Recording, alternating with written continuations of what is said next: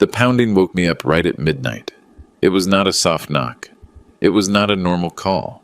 They were desperate punches against the solid wood of my front door, as if someone wanted to tear it down with the fury of a caged animal. I sat up in bed. My heart was beating so fast I could feel the pulse in my temples. I had spent my whole life being a quiet man, a man who solved things with words, with patience. But that night, something inside me already knew that words were not going to be of any use. I heard my daughter-in-law screaming my name completely out of her mind. "William, open this damn door right now!" Her voice sounded like a woman on the verge of collapse, hysterical, rabid. She had never spoken to me like that, at least not with that level of contempt. I had changed all the locks recently after what happened, after I discovered what they had been planning behind my back for months. I stood up slowly. My knees hurt a little, as they always do at this hour. 72 years do not pass in vain, although I still feel strong. Strong in the mind, which is what really matters. Shortly after, I heard my son's voice. "This time, I'm coming in, whether you like it or not." And then came the first metallic crash. A brutal, dry sound, as if someone were attacking the door with something heavy. A sledgehammer. My own son had brought a sledgehammer to my house. To the house that I built with my own hands, with my sweat, with 40 years of honest work. I remained silent, not out of fear, not because I did not know what to do, but because I wanted them to feel the weight of that moment. I wanted every second of silence to remind them of who they were and what they were doing. Then, behind me, a calm voice was heard saying, "Let them be. I will get it." I turned the doorknob slowly, with all the calm in the world. And when that door opened, what they found on the other side froze their blood. My name is William Miller. I was born in a small town in the Rust Belt, where the ground is hard and the people are even harder. I arrived in Chicago when I was 17, with a backpack and a dream that seemed ridiculous to many. To build something big, something that would last. I had no education. I had no contacts. I had nothing but the will not to give up. I started washing dishes in a restaurant downtown.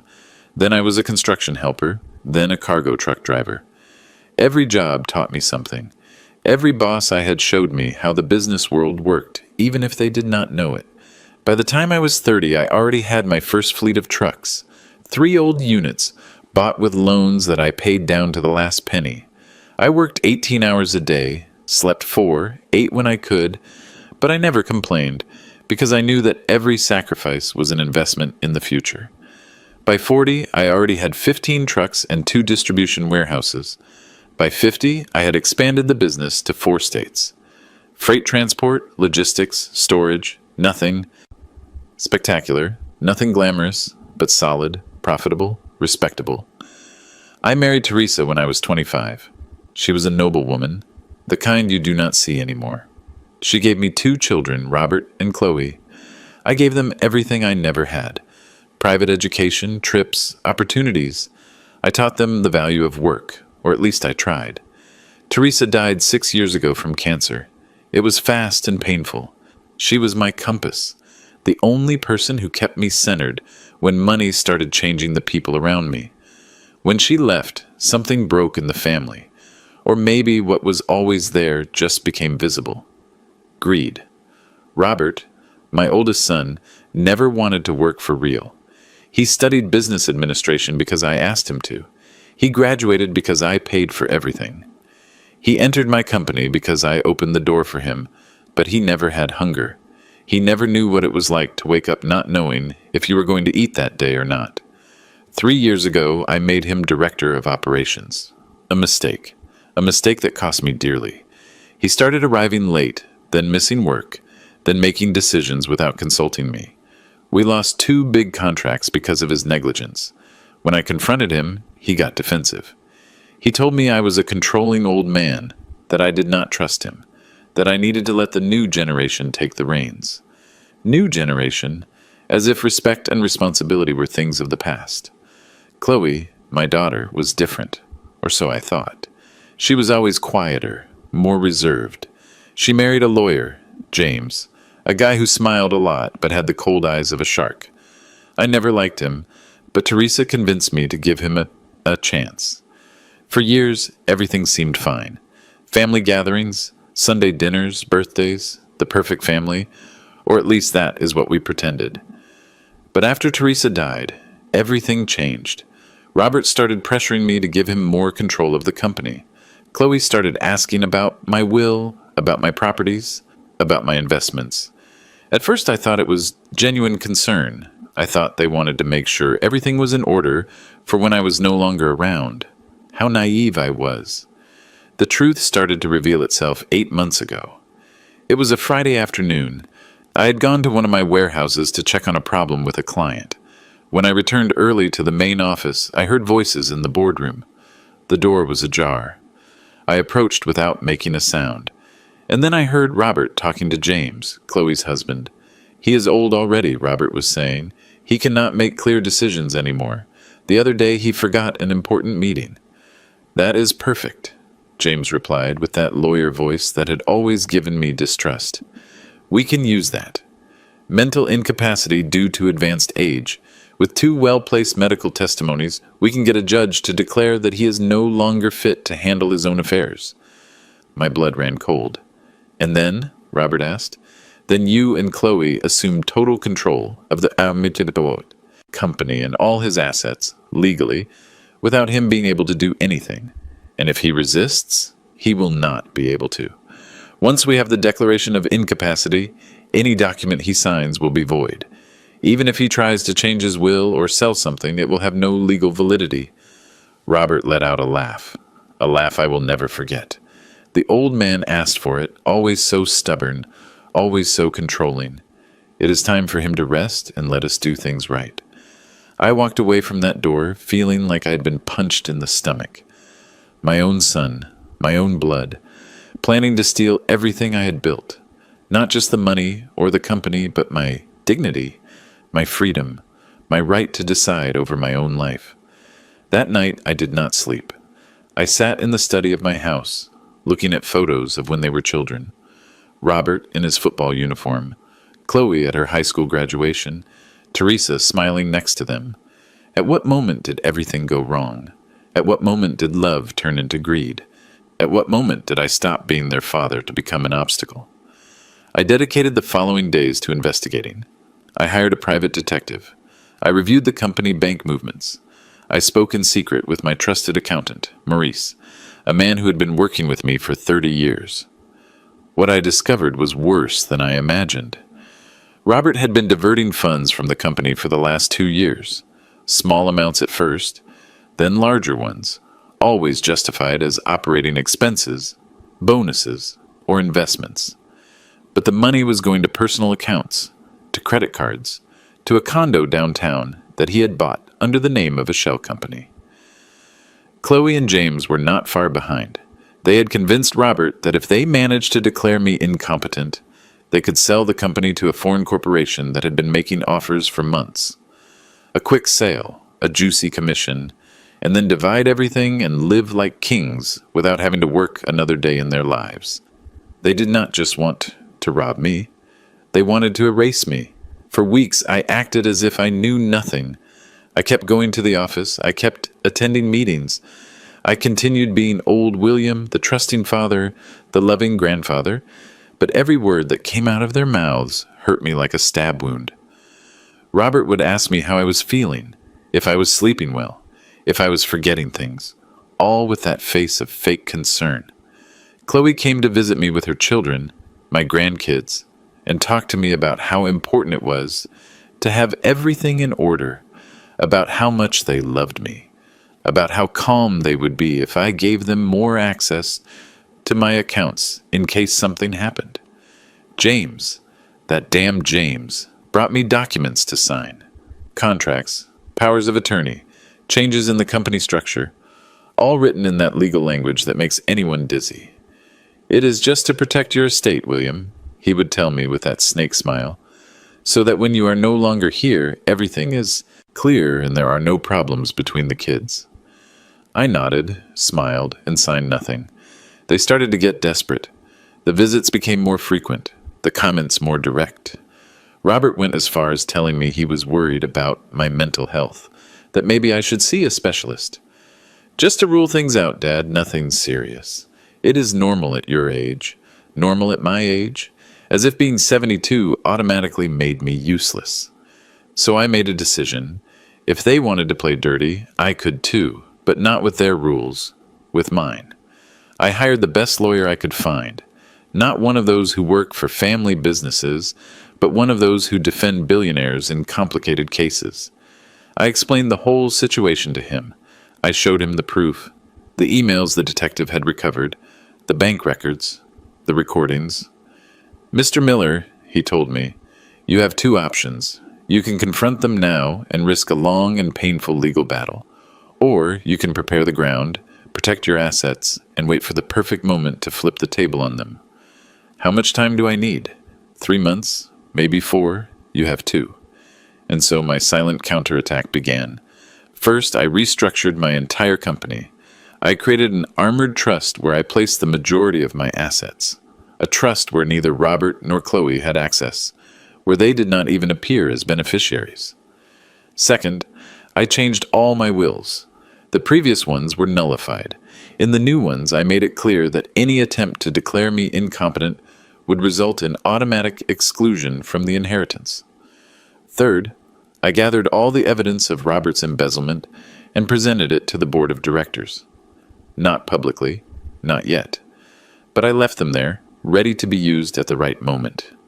Fourth, and this was the most important, I changed all the locks on my house because I knew that when they realized what I had done, they would come.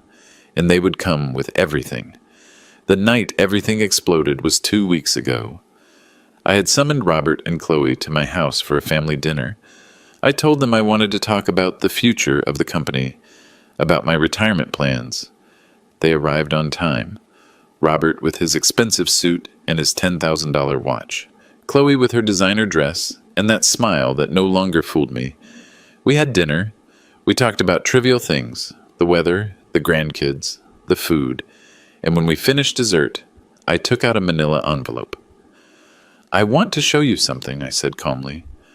Robert opened it. His face changed color when he saw the documents, the account statements, the emails, the bank transfers. What is this? He asked with a trembling voice. Evidence, I replied. Evidence that for 2 years you have been stealing from me. Chloe turned pale. Dad, You too, I interrupted her. You and your husband, all of you. You thought I was a foolish old man who wouldn't notice. You thought you could take everything I built and that I would stay silent. Robert stood up abruptly. His chair fell backward. This is a lie. Someone is manipulating you. Sit down, I ordered him. He did not sit. Who was it? Maurice? Did that shitty accountant fill your head with ideas? Nobody filled my head with anything. I just opened my eyes.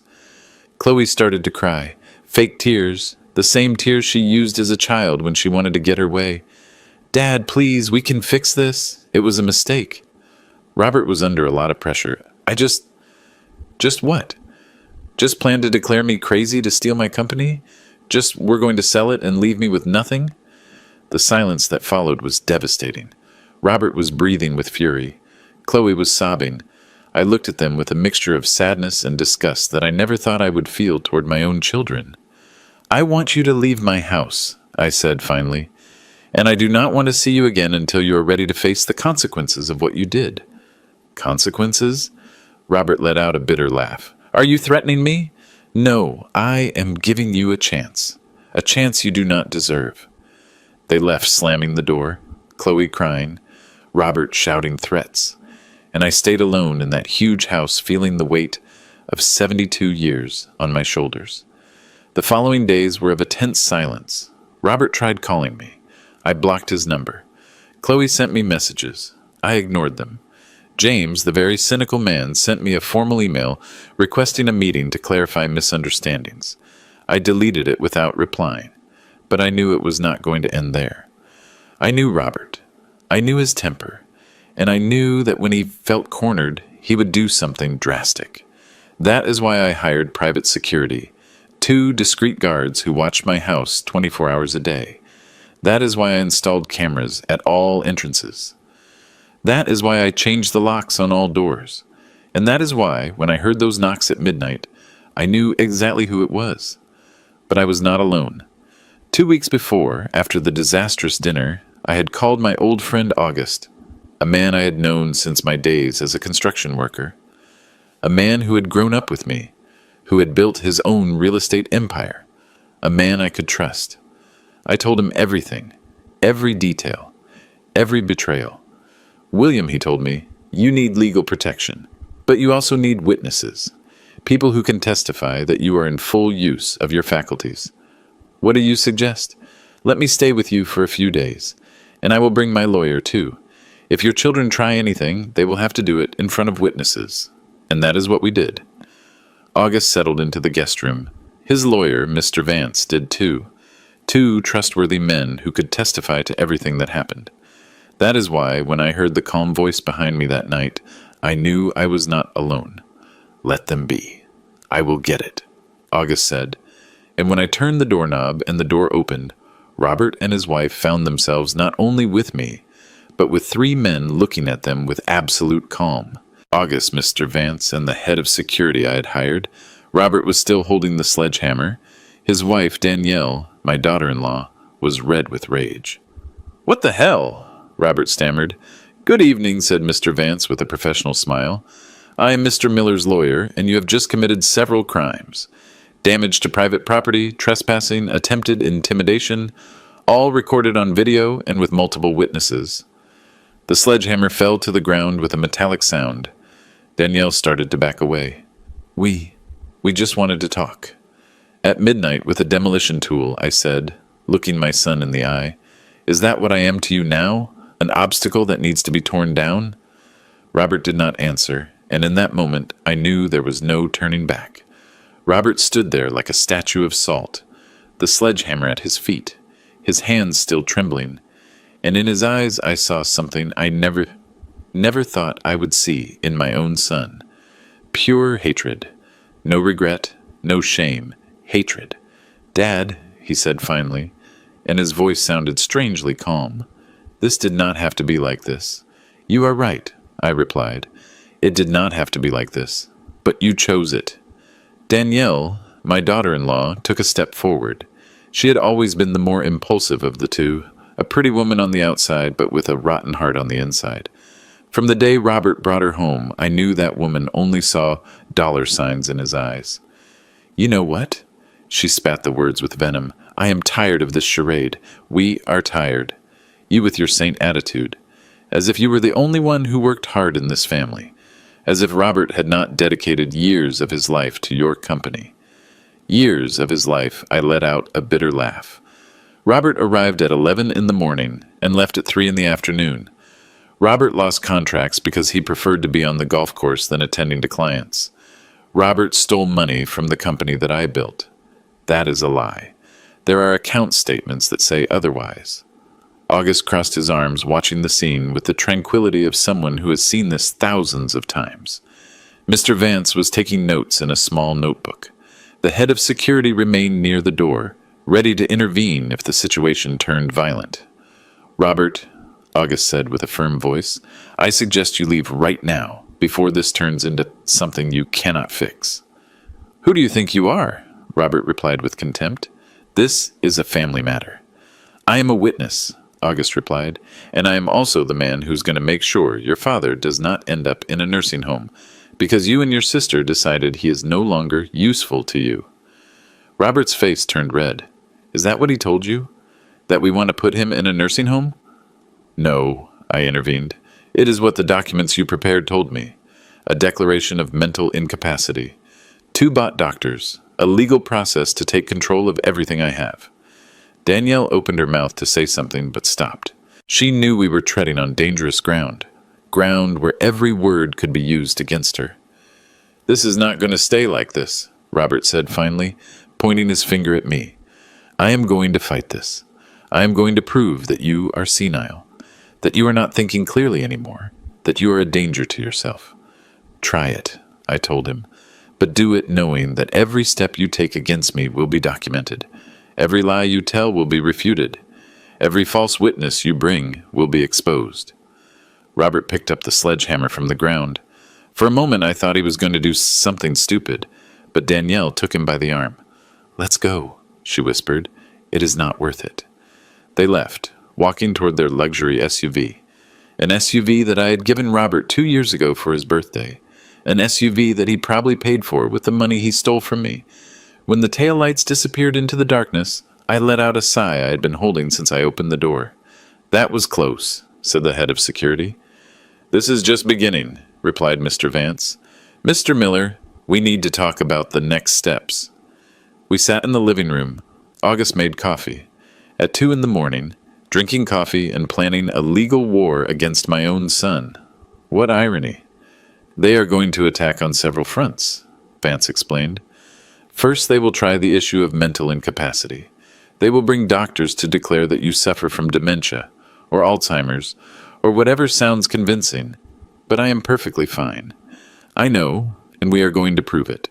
I already scheduled evaluations with 3 independent specialists. Renowned neurologists who have no connection to your family. Their results will be irrefutable. What else? They will try to discredit you publicly. They will say you are a difficult, controlling man, that you mistreated your family. They will look for testimonies from disgruntled employees, from anyone who has a complaint against you. I have worked with honesty all my life. That does not matter," August said. "In these battles, the truth is the least important thing. What matters is who tells the best story. And they are going to paint a story where you are the villain and they are the victims." I leaned back on the couch, feeling the weight of the situation. My own children, my own blood, treating me like an enemy. "There is also the issue of Chloe," Vance continued. "She was not here tonight, but make no mistake. She is as involved as Robert, maybe more. Her husband, James, is a lawyer, and one of the good ones. He's going to use every legal trick he knows. What can I do? Counterattack, but smartly. First, we are going to file charges for Robert's embezzlement. Clear evidence, documented. That gives him immediate loss of credibility in any process where he tries to declare you incompetent. And Chloe? With her it is more complicated. She has not stolen directly, but she has been an accomplice. She has facilitated James's access to confidential company information. That is enough to exclude her from the inheritance, but not for criminal proceedings. "I do not want to put my children in jail," I said, and it was the first time my voice broke that night. "I just want them to leave me alone, that they respect what I built, that they understand I am not an object they can dispose of." August put a hand on my shoulder. "William, sometimes a father's love blinds us. But you have to understand something. They already made their decision. They already declared war on you. And in a war, either you fight or they destroy you." He was right. I knew it, but accepting it hurt more than anyone could imagine. The following days were a whirlwind of legal activity. Mr. Vance filed a formal lawsuit against Robert for embezzlement and misappropriation of funds. The board of directors of my company, seeing the evidence, had no choice but to suspend him from all his duties. Robert ceased to be director of operations. He ceased to have access to the accounts. He ceased to be part of my company. Chloe tried to mediate. She called me crying, begging me to reconsider. That Robert had made mistakes, yes, but that he was still my son. That family was the most important thing. If family was the most important thing, I replied, they would not have tried to rob me. They would not have planned to declare me crazy. They would not have come with a sledgehammer to my door at midnight. Dad, please. Chloe, you knew everything. James told you the plans, and you said nothing. You did not warn me. You did not try to stop them. You are as guilty as they are. I hung up the phone, and I stood there looking at the screen, hoping it would ring again, that she would tell me she was sorry, that everything had been a misunderstanding. She did not call back. James, on the other hand, did not waste time. 2 days after the confrontation at my door, he filed a countersuit. He claimed that I was acting irrationally, that I had cut off all communication with my family without justification, that I showed clear signs of cognitive deterioration. He also requested a temporary restraining order on my assets, arguing that I could squander them or give them away in a state of mental confusion. He wanted to freeze my accounts, He wanted a judge to appoint an auditor to manage my finances. Basically, they wanted to turn me into a prisoner of my own money. But they made a mistake I had anticipated. The medical evaluations that Mr. Vance had scheduled took place that same week. 3 neurologists, 3 exhaustive exams, memory tests, logical reasoning, cognitive capacity. The results were overwhelming. Mr. William Miller is in full use of his mental faculties. He shows no signs of dementia, Alzheimer's, or any significant cognitive deterioration for his age. His reasoning and decision-making capacity is completely normal.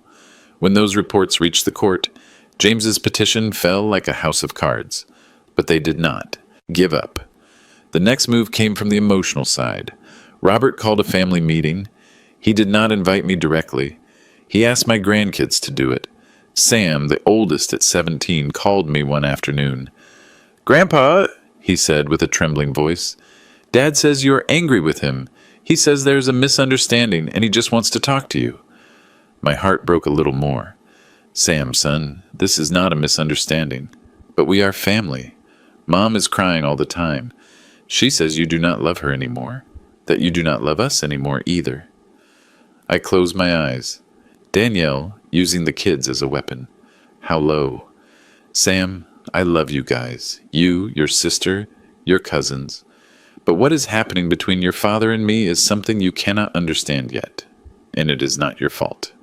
None of this is your fault. So are you coming to the meeting?" "No, son, I am not going." He remained silent for a moment. "Dad says if you do not come, it is because you really do not care about the family anymore. Your father is wrong. Grandma Teresa would never have wanted this." That phrase hit me like a hammer. Teresa. My Teresa. The woman who kept this family together.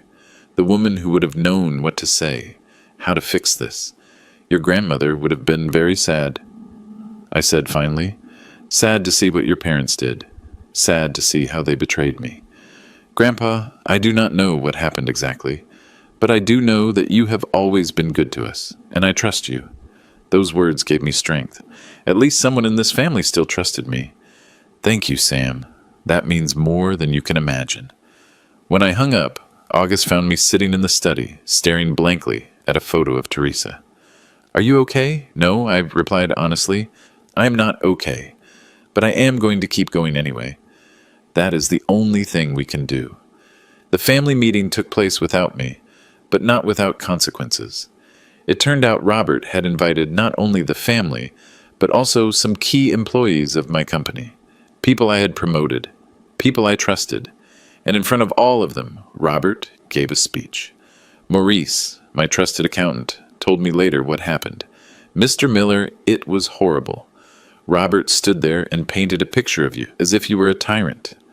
He said you had been an absent father, that you never had time for them, that you always put work before family. He said that now that you are older, you have become paranoid and are destroying everything they built together with you." And did people believe him? Some did. Those who do not know you well. Those who only see a successful young businessman and an older man accusing him of serious things. And you, Maurice, what do you think? The old accountant looked at me with those tired eyes that had seen 30 years of ups and downs in my company. "I think Robert is a liar. I think you built all this with your own hands, while that boy could barely carry a box. And I think if we do not stop him now, he's going to destroy everything you took decades to build." What did he do after the speech? He called for a vote among the main shareholders. He wants to remove you from the chairmanship of the board. I froze. Can he do that? Technically, yes. If he gets the support of the majority of the shareholders, they can remove you as chairman and appoint him in your place. And how many votes does he have? For now, not enough, but he is working on it. He is offering bonuses, better positions, promises of expansion. He is buying loyalties. It was brilliant, I had to admit it. Robert was never good with hard work, but he always knew how to manipulate people. He always knew how to say what they wanted to hear. "Maurice, I need you to do something for me. Anything, Mr. Miller. I need a complete audit of all the financial movements of the company in the last 5 years. I want to know exactly how much Robert stole. Down to the last penny. That is going to take time. You have 2 weeks. Maurice nodded and left, and I stayed there, in my empty house, surrounded by memories of a family that no longer existed. Teresa always said that crises bring out the best and worst in people. That in difficult moments is when you see what someone is really made of. She was right. Some employees I had helped for years, whom I had supported in tough times, were now on Robert's side. They preferred to follow the promising young man than the old man who had hired them, but others stood firm. Maurice, of course. He had been with me since the beginning. He knew who I really was, Linda, my personal assistant of 20 years, a woman who knew every detail of my life and my company. When Robert tried to bribe her to give him access to my private files, she sent him to hell and told me everything.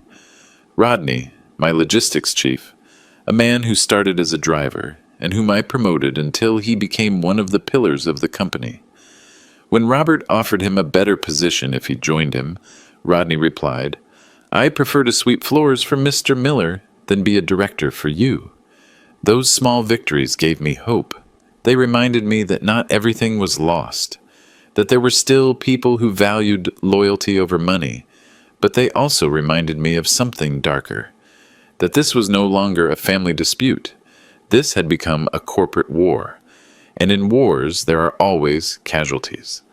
Maurice's audit revealed something even I did not expect. Robert had not just stolen money, he had created an entire network of shell companies. Companies registered in tax havens under the names of strawmen, fake contracts with suppliers that did not exist, inflated invoices, invented commissions. In total, he had diverted almost $1.5 million in 5 years. $1.5 million. When I saw that figure in the report, I felt like I couldn't breathe. It wasn't just the money. It was the betrayal. It was the time. It was the effort. It was everything that amount represented.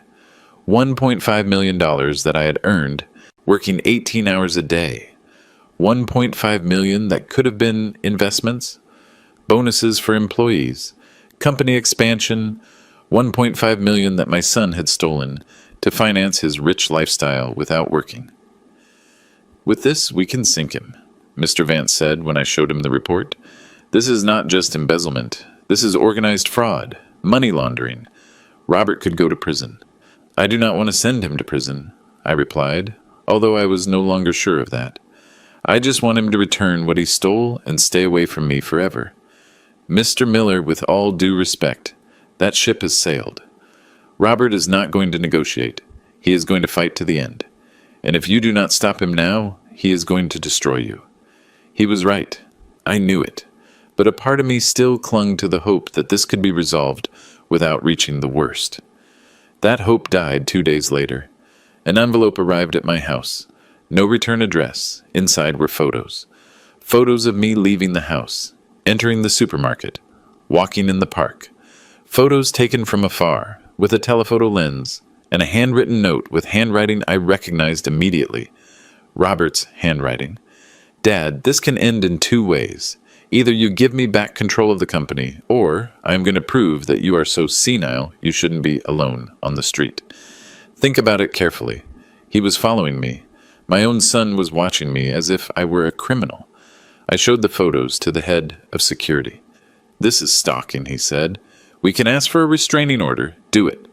But I knew a restraining order was just a piece of paper. If Robert really wanted to hurt me, a piece of paper wasn't going to stop him. That night, August stayed for dinner with me.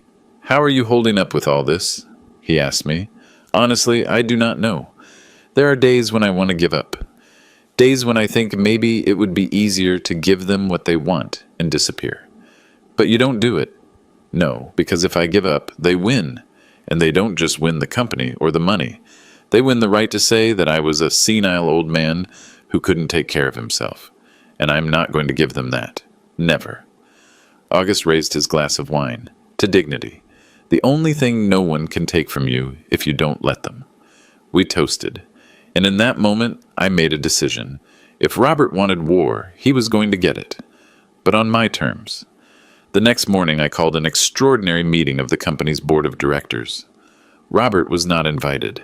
Technically, he was still suspended from all his duties, but I knew he was going to find out. And that was exactly what I wanted.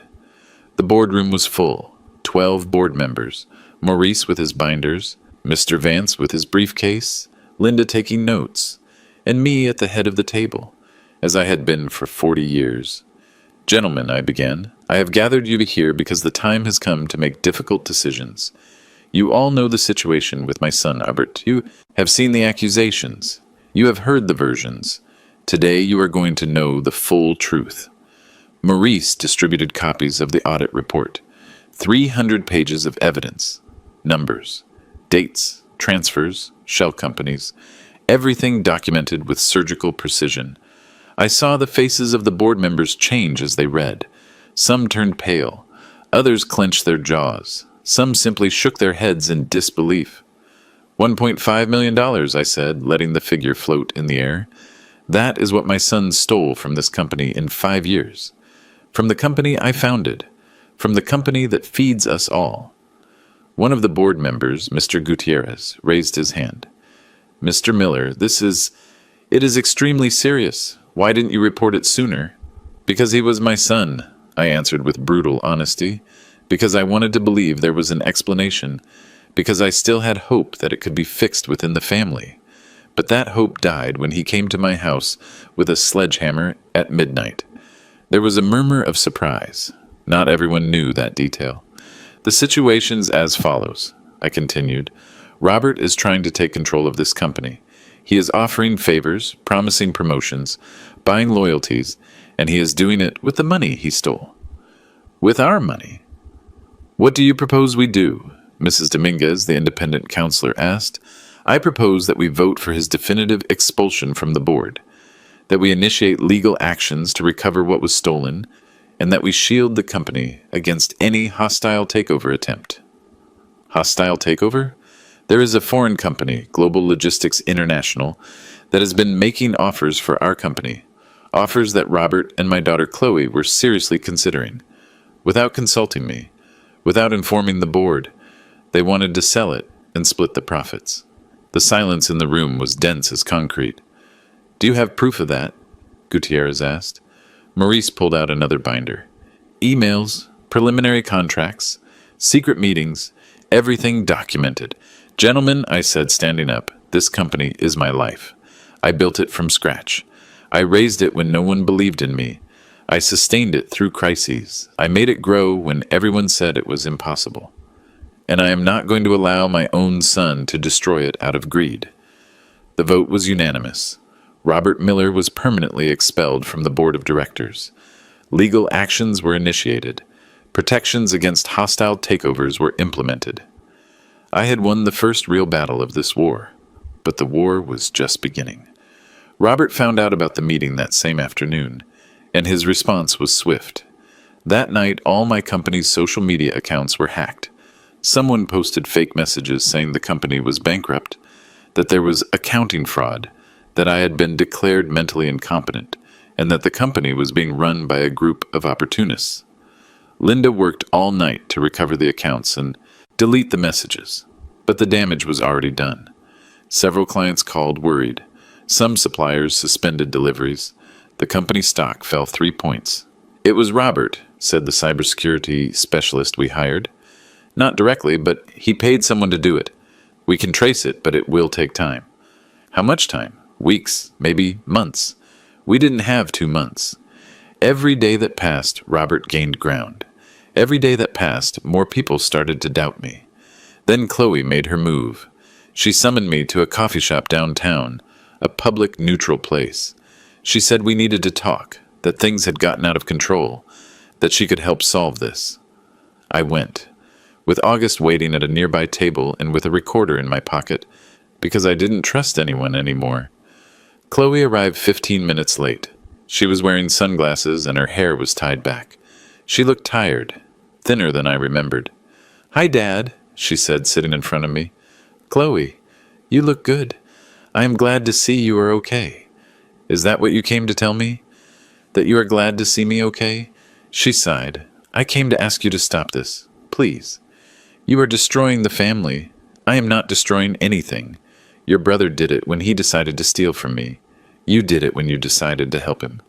Dad, Robert made mistakes. I know, but he is still your son. He is still my brother. Are you really going to put him in jail? He took $1.5 million. Those are not mistakes. That is a crime. The money can be returned. With what? With the money he already spent on luxuries? With the condo downtown? With the trips to Europe? With the $150,000 SUVs? Chloe pressed her lips together. There are ways to fix it. James says we can reach an agreement. Robert returns part of the money, you drop the charges, and we all move on. We all move on, I let out a bitter laugh. Chloe, you tried to declare me crazy, tried to take my company away from me. Your husband drafted documents to do it. And now you come here to tell me that we all move on as if nothing had happened. It was James's idea. I didn't want to, but you did nothing to stop it. Her eyes filled with tears. And this time, for the first time, I saw something real in them, something that wasn't manipulation or theater. She was scared. She whispered, afraid that if I opposed Robert, he would leave me out of everything. Afraid that James would leave me if I didn't support him. Afraid of being left with nothing. And me? Were you not afraid for me? Did you not think about what they were going to do to me?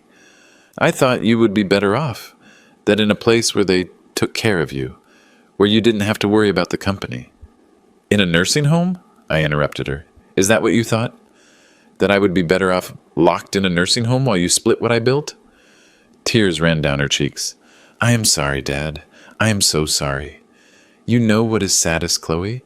That maybe you do feel it, but not enough to have done something different. Not enough to have been honest with me from the beginning. I stood up.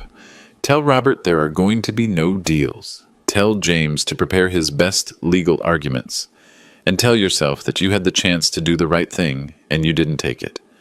I walked away from that table feeling the weight of each of my 72 years. Chloe stayed there crying in silence, and a part of me, the part that was still a father, wanted to turn around and hug her. But I didn't, because sometimes love is not enough. Sometimes dignity has to come first. The following days were like walking through a minefield. Robert hired his own lawyers, not one or two, a full team from an international firm, people who charged $1,000 an hour and had a reputation for winning impossible cases. They filed a massive countersuit. They accused my company of accounting irregularities. They said I had used corporate funds for personal expenses, that I had given contracts to friends' companies without following proper procedures, that I had run the company as if it were my personal kingdom without accounting to anyone. Some accusations were ridiculous. Others had a grain of twisted truth. Yes, I had hired companies of acquaintances, but because they were the best in their field, and because I personally knew their work. Yes, I had used company money for some expenses, but legitimate expenses, documented, approved by the board. But Robert knew that in the court of public opinion, the truth matters less than the narrative. And he was building a narrative where I was an old despot, clinging to power, incapable of recognizing that it was time to hand over the reins. The media started covering it. First internet portals, then local newspapers, then national news. Prominent businessman faces lawsuit from his own children for alleged fraud. Miller family in legal war for control of transport empire. Children accuse father of manipulation and abuse of power. My name, the name I had built for decades with honest work, was now being dragged through the mud. Linda brought me the press clippings every morning. I read them with a cup of coffee growing cold in my hands. Mr. Miller, she told me, do not read those things. They are only going to hurt you. I need to know what people are saying. I need to know what I am fighting against. But the truth is that every article was a dagger. Every headline was a wound. And some days I wondered if it was worth fighting. Those were the days I looked at Teresa's photo on my desk. What would you do? I asked that image frozen in time. How would you solve this? And although she couldn't answer me, I knew what she would say. Teresa was always stronger than me, wiser, firmer when it was necessary to be. William, she would tell me with that soft but firm voice she had. It is not about winning or losing. It is about being able to look at yourself in the mirror every morning and know you did the right thing. And that was the only thing keeping me standing. But Robert had more tricks up his sleeve. One morning, an IRS inspector arrived at my house with a tax audit order. They wanted to review all my tax returns for the last 10 years. It is standard procedure, the inspector said. Someone filed an anonymous complaint suggesting fiscal irregularities. Someone. Robert. Obviously, I gave him all the documentation, every receipt, every invoice, every return, because I had always paid my taxes religiously, down to the last penny. But an audit like that takes time. And in the meantime, the shadow of suspicion remains. Clients get nervous. Suppliers start asking for advance payments. Banks double-check every transaction. Robert knew exactly what he was doing. He didn't need to win that battle. He just needed to create enough chaos to weaken me. And it was working. The company started losing contracts. Clients of years, people with whom I had worked for decades, started looking for other providers. Not because they doubted the quality of our service, but because they didn't want to be associated with a scandal.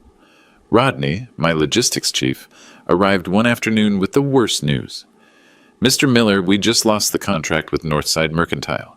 It was our biggest client. Why?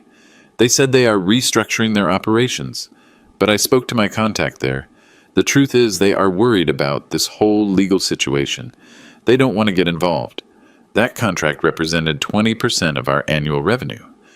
Can we survive without it? Yes, but it is going to be tight.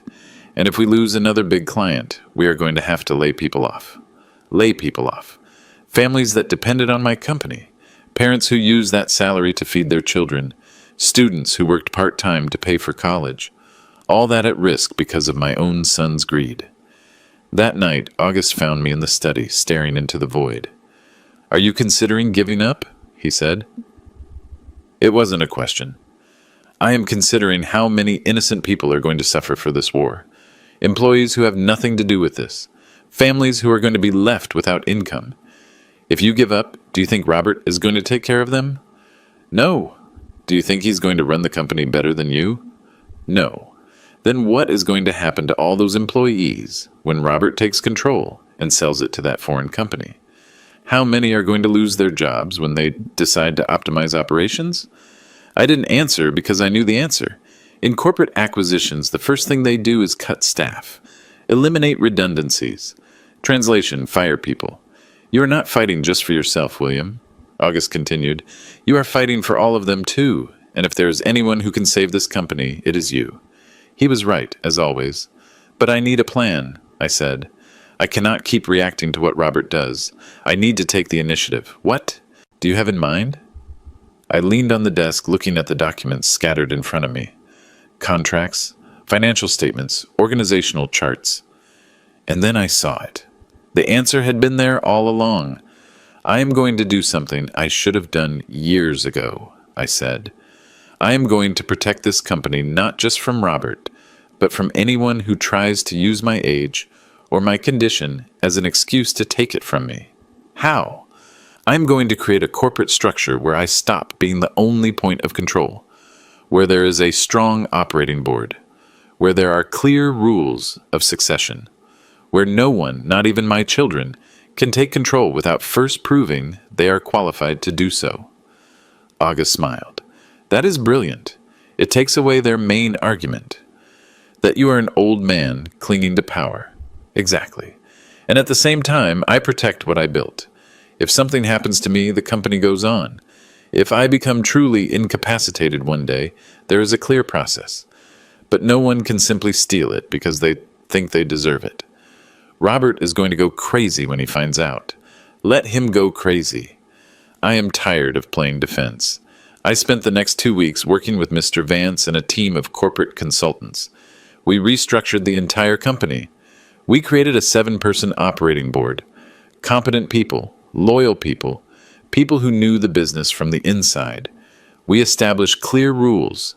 To be considered for CEO of the company, any candidate had to have at least 10 years of industry experience, a proven track record of success, and the approval of at least 5 of the 7 board members. Robert did not qualify. He wasn't even close to qualifying. We also created an irrevocable trust for the majority shares, a trust where I was the beneficiary as long as I lived, but which would then be distributed according to very specific rules, rules that could not be changed, rules that protected the employees, the clients, and the company itself. And finally, I did something I never thought I would do. I put 30% of the company up for sale, not to Global Logistics International, but to 3 prestigious institutional investors, investment funds with a long-term vision. With that money, I paid off all the company's debts, created a contingency fund, and deposited a substantial amount in a separate account, specifically destined to recover the money Robert stole through legal processes. When everything was ready, I called a press conference. The media that had been crucifying me for weeks suddenly became very interested when I announced a major statement regarding the future of Miller Transport. The press room at the hotel where we made the announcement was packed. Cameras, journalists, some of my employees who wanted to be present.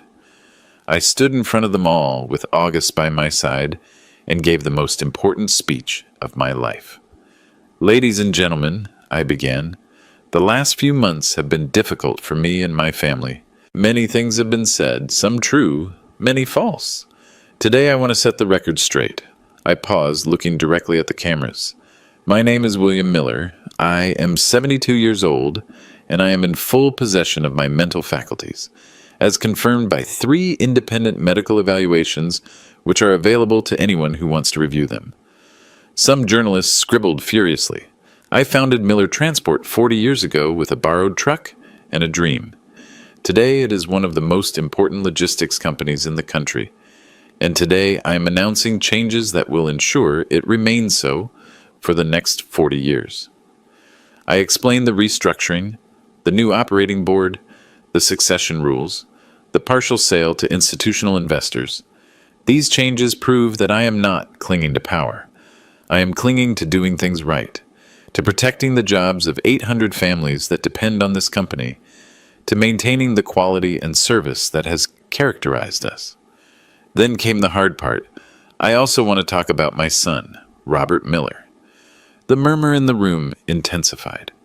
Robert worked at this company for several years, and during that time, he diverted approximately $1.5 million in corporate funds for personal use.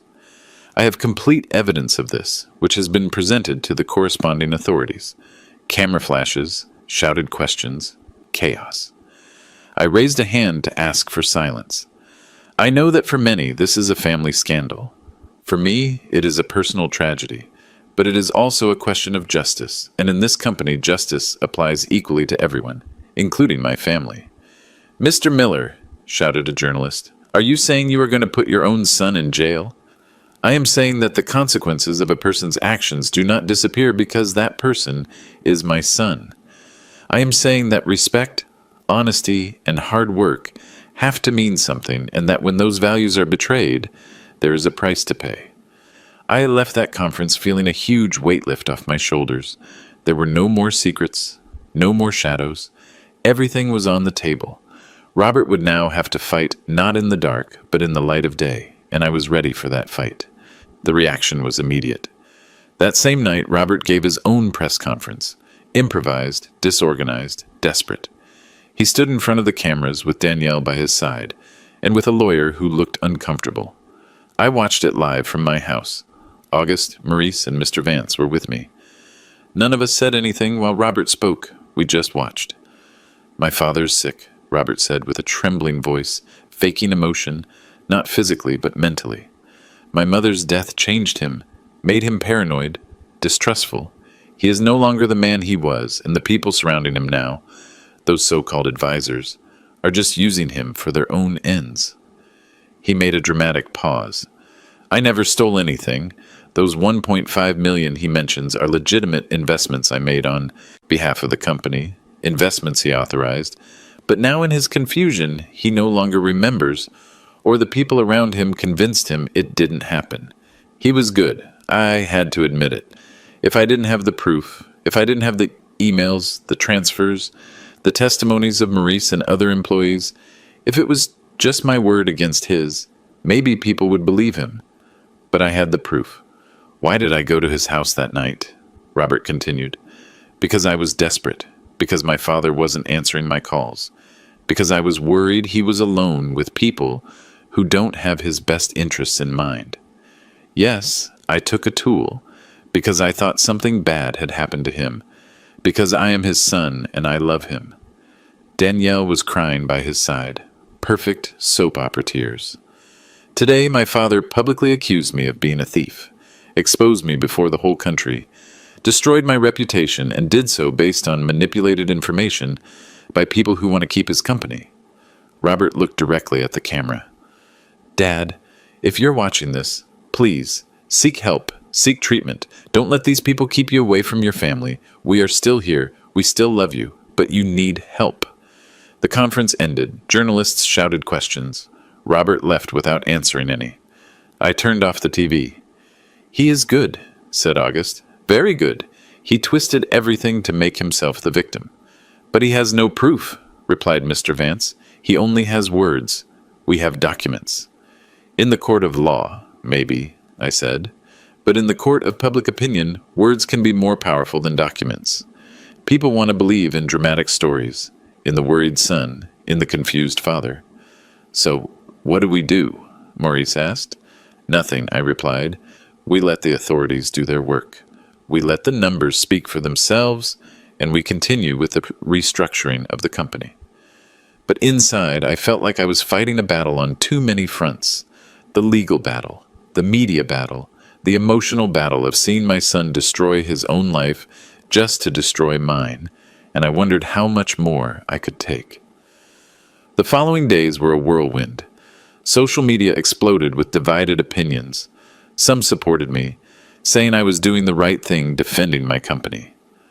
Others attacked me, saying I was a terrible father, prioritizing money over family. There were protesters outside my offices, not many, maybe 20 or 30, but enough for the cameras to film them. They carried signs. Family comes first. Mr. Miller, forgive your son. Money is not more important than blood. Robert had organized them, obviously, but it worked. The images appeared on all the news shows. Inside the company, morale was on the floor. Employees didn't know what to believe. Some thought I was a hero defending what I built. Others thought I was being too hard on Robert. Linda organized a general meeting. All employees, 800 people gathered in the main warehouse. I stood in front of them with a microphone in my hand. I know it has been a difficult few days, I began. I know there is uncertainty. I know some of you are worried about your jobs, and I want to be completely honest with you. I paused, looking at those faces I knew. People who had worked with me 10, 20, 30 years. People whose children I had been godfather to. People who had been at Teresa's funeral. This company is going through a crisis, not a financial crisis. Our numbers are solid. We have contracts, we have clients, but we are in a crisis of confidence. And that crisis was caused by mistakes that were made. Serious mistakes. Someone in the back shouted, "Mr. Miller, don't leave us." Others joined the shout. A spontaneous applause began to spread through the warehouse. I felt a lump in my throat. I am not going to leave you, I said when the applause died down, but I need you to trust me. I need you to understand that the decisions I am taking are not to hurt you. They are to protect you, to protect this company that feeds us all. And Mr. Robert, someone asked, is it true what they say? What I say is true, I replied.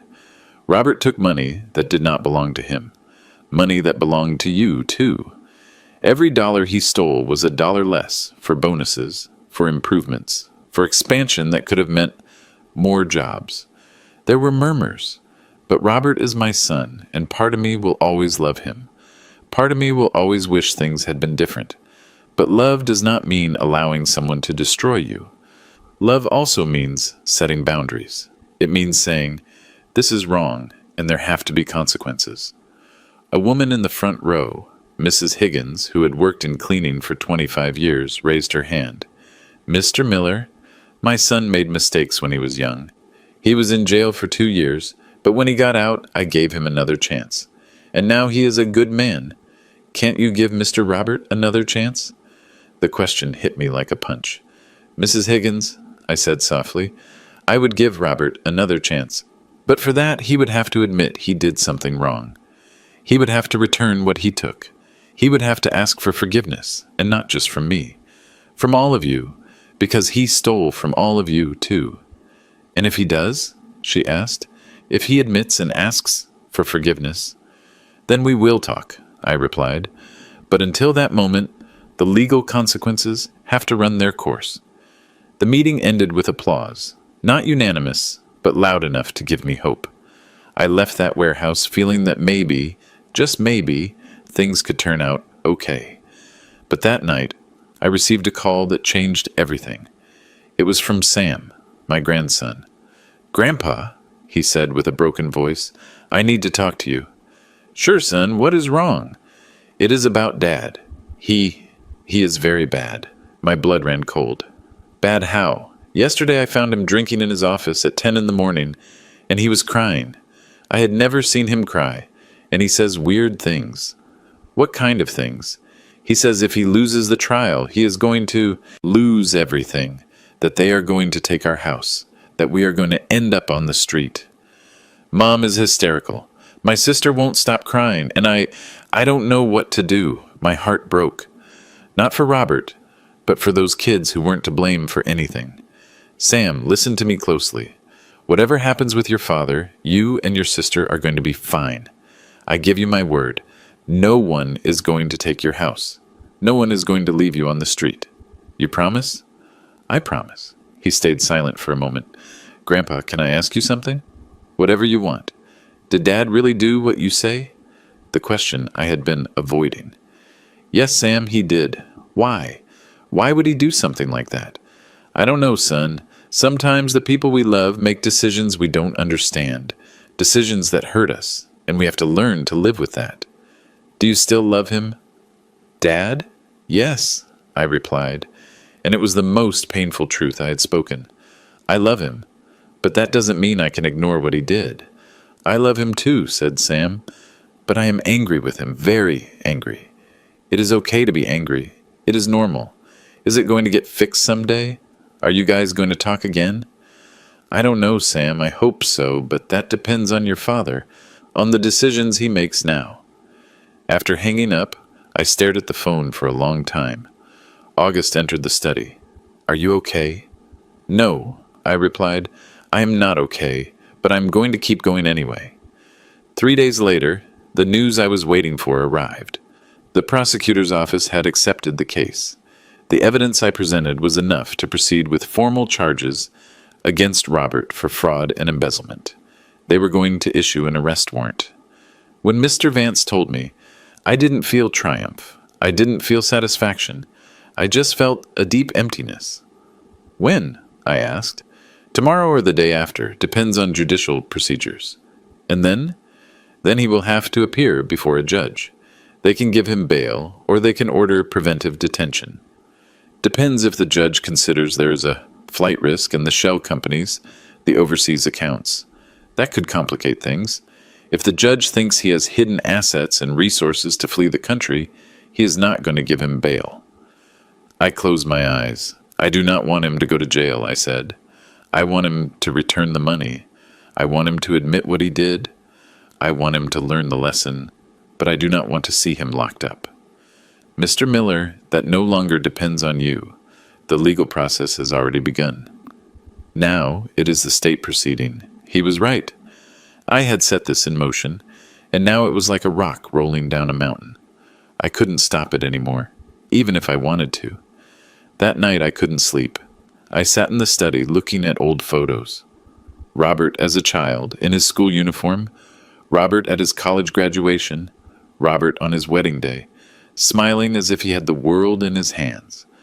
At what moment did everything go wrong? Was it my fault? Did I work so much I didn't give him enough attention? Did I give him too much without making him earn it? Was it Teresa's death that broke the balance? I had no answers, only questions that tormented me in the dark. At 3 in the morning, my phone rang. A number I didn't recognize. "Hello, Dad." It was Robert. "Robert, I know they are coming for me tomorrow. I know what you did." His voice sounded strange, calm, too calm. "Robert, if you hand over the money, if you admit what you did, we can talk to the prosecutor's office. We can negotiate. I am not going to admit anything because I did nothing wrong. Robert, please, think about your children. Think about Sam and your daughter. They need you to be strong now, to do the right thing." "The right thing?" He let out a bitter laugh. "Like you? Destroying your own family for money? It is not for money. It was never for money. Then why? For pride? Because you can't stand someone disobeying you? Because you need to prove you are still the all-powerful patriarch? It is out of respect, Robert. Out of dignity. Out of principles. Things I thought I had taught you. The only thing you taught me was that work is more important than everything. That money is worth more than people. That being successful means sacrificing everything else. That is not true, is it? How many of my birthdays did you miss? How many soccer games? How many nights did I go to bed without you having come home? I was working to give you a better life. We didn't want a better life. We wanted a father." The words went through me like knives. "Robert, if that is how you felt, if you had those resentments, we could have talked. We could have solved it. But stealing, planning to take my company, that is not the answer. It doesn't matter anymore," he said. "You already made your decision and I made mine." "What does that mean?" "It means you are going to have to live with the consequences of what you did, just as I am going to live with the consequences of what I did. Robert, don't do anything stupid." He hung up. I tried calling him back. He didn't answer. I dialed Danielle. She didn't answer. I dialed Chloe. Neither. Panic started taking over me. Robert's words, his tone. "You are going to have to live with the consequences." I called Mr. Vance. "I need you to send someone to Robert's house. Now. Immediately." "What happened?" "I just spoke to him. He said strange things. I am worried he is going to do something drastic." Vance didn't argue. He made the necessary calls. An hour later, he called me back. "Mr. Miller, Robert is not at his house. His wife says he left 2 hours ago and hasn't returned. He is not answering the phone." My God, we already alerted the authorities. If he appears somewhere, they are going to let us know. I spent the rest of the night awake, pacing the house like a caged animal. Every minute seemed like an eternity. Every time my phone rang, my heart skipped a beat. At 7 in the morning, I finally received the call. It was Chloe. "Dad," she said, and she was crying.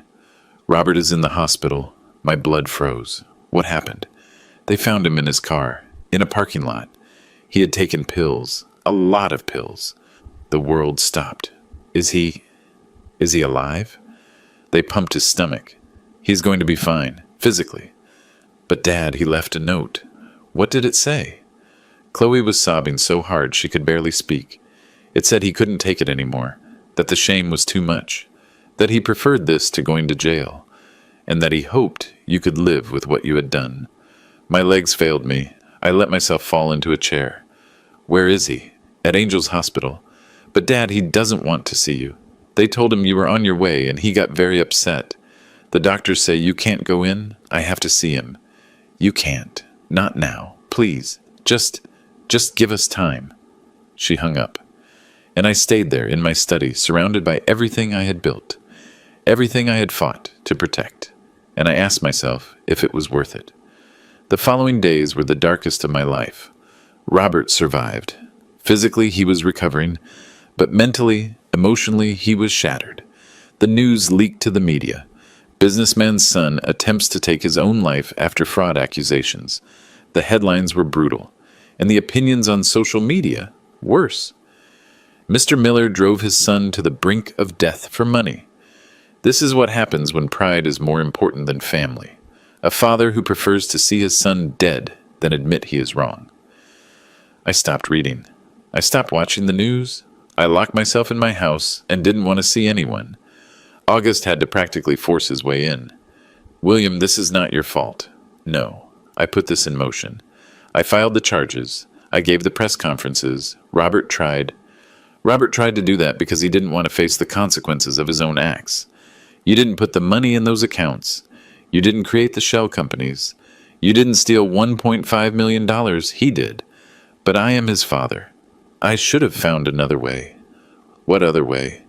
Let him keep stealing? Let him take everything from you? Let him destroy the company and leave 800 families without jobs? Would that have been the right answer? I didn't answer because I didn't know the answer. William, look at me, said August. I have known you for 50 years. I know what kind of man you are, and I know this is killing you inside. But you have to understand something. You cannot save someone who doesn't want to be saved. You cannot protect someone from the consequences of their own decisions. He is my son. I know, and that is why it hurts so much. But continuing to blame yourself is not going to help him.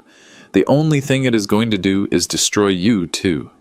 He was right, as always, but knowing he was right didn't make it hurt less. A week later, Robert was discharged from the hospital. He didn't go home. He went directly to present himself to the authorities with his team of lawyers. The judge, considering the recent attempt and the testimony of psychologists, granted him bail. But with strict conditions, he couldn't leave the country. He had to report every week to the court, and he had to undergo psychological treatment. The legal process would continue. But at least Robert wouldn't be in preventive detention. Chloe came to see me 2 days later. She arrived at my house at sunset. She looked tired, haggard, as if she had aged 10 years in 2 weeks. "Can I come in?" she asked from the door. Of course, we sat in the living room, the same place where we had had so many family dinners, so many celebrations, so many happy moments that now seemed to belong to another life. "How is Robert?" I asked. "Alive. That is the best I can say. The doctors say he is stable. But Dad, he is broken. Completely broken. I am sorry. I really am sorry.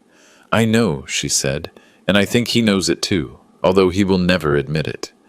We remained silent for a moment. "I came to tell you something," she said finally.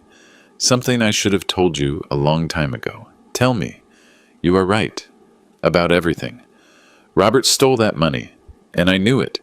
James told me it was just resource optimization, that it was normal in business. But I knew it was wrong, and I said nothing."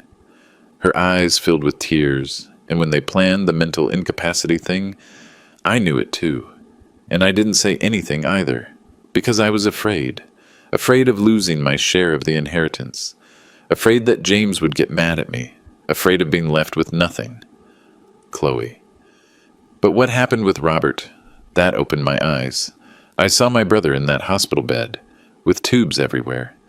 And I realized that money doesn't matter. The company doesn't matter. None of that matters if we lose what is really important. And what is really important? Family. True family.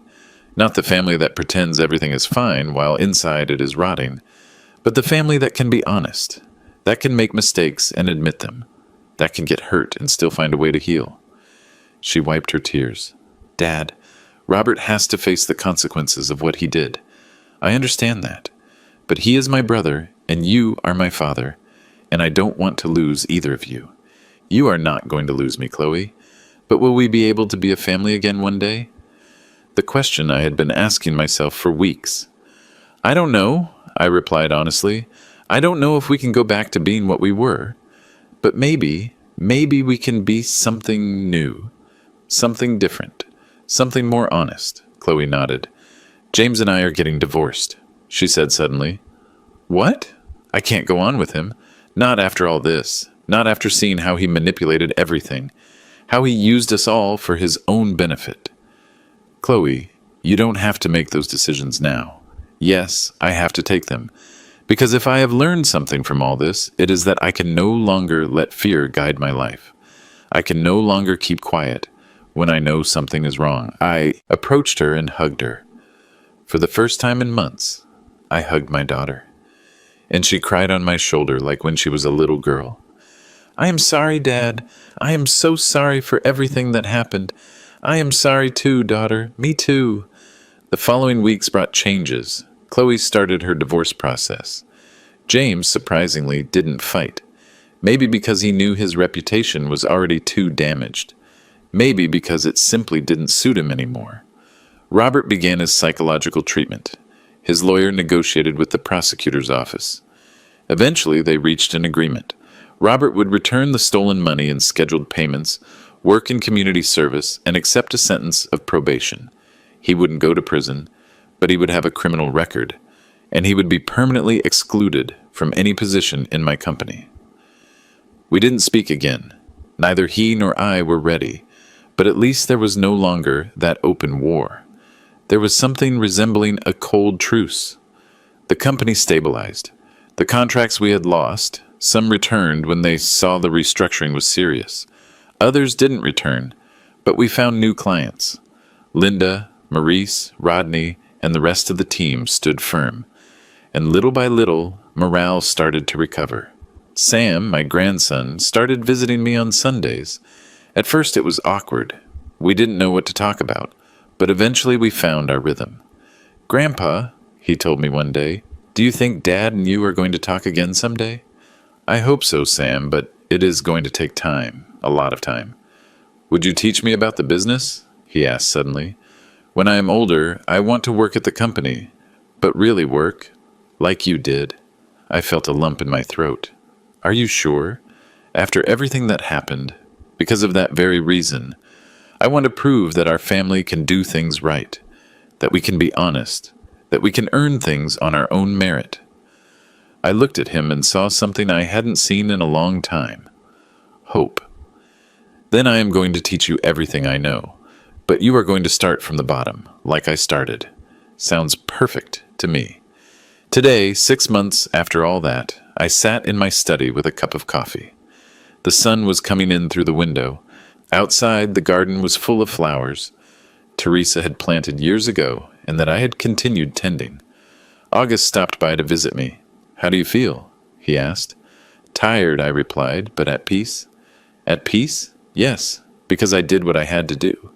It wasn't easy, it wasn't perfect, and it didn't end how I would have wanted, but it was the right thing." "No regrets?" I thought about it for a moment. Some. I wish I had talked more with Robert when he was young. I wish I had spent more time with my children. I wish Teresa were here to help me navigate all this. But I do not regret defending my principles. I do not regret protecting my dignity. August nodded. "Teresa would be proud of you." "You think?" "I know.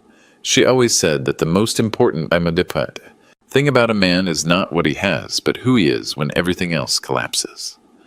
I smiled. She was always wiser than me. A few weeks later, I received a letter. It was from Robert. Handwritten. 3 pages. It didn't say, "I am sorry." It didn't ask for forgiveness. It didn't admit guilt. But it did say this: "Dad, I don't know if someday we will be able to talk again.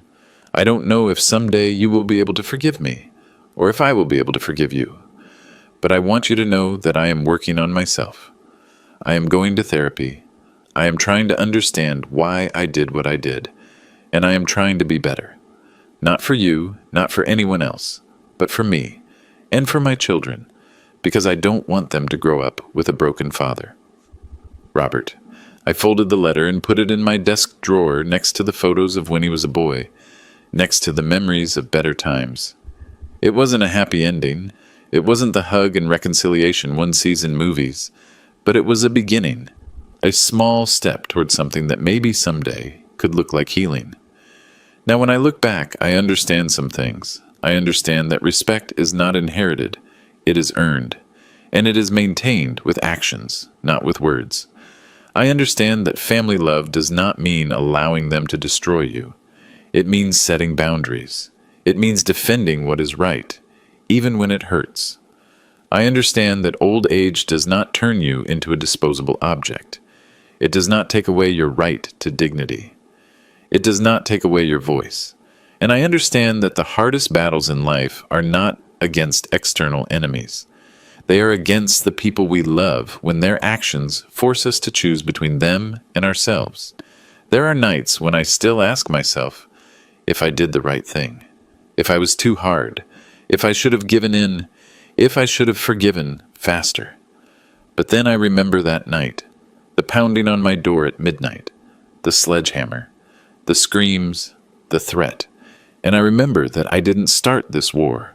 I just defended myself. And that, at the end of the day, is the only thing that matters. To you who have listened to my story until the end, I want to tell you something. Maybe you are young and you think this is never going to change you. That love is enough. I hope you're right. I hope you never find yourself in the situation I found myself in. But if someday you find yourself there, if someday the people you love betray you, if someday you have to choose between your dignity and keeping the peace, choose your dignity. Because in the end, when everything else collapses, when the money goes and people abandon you, the only thing you have left is your capacity to look at yourself in the mirror and recognize the person you see.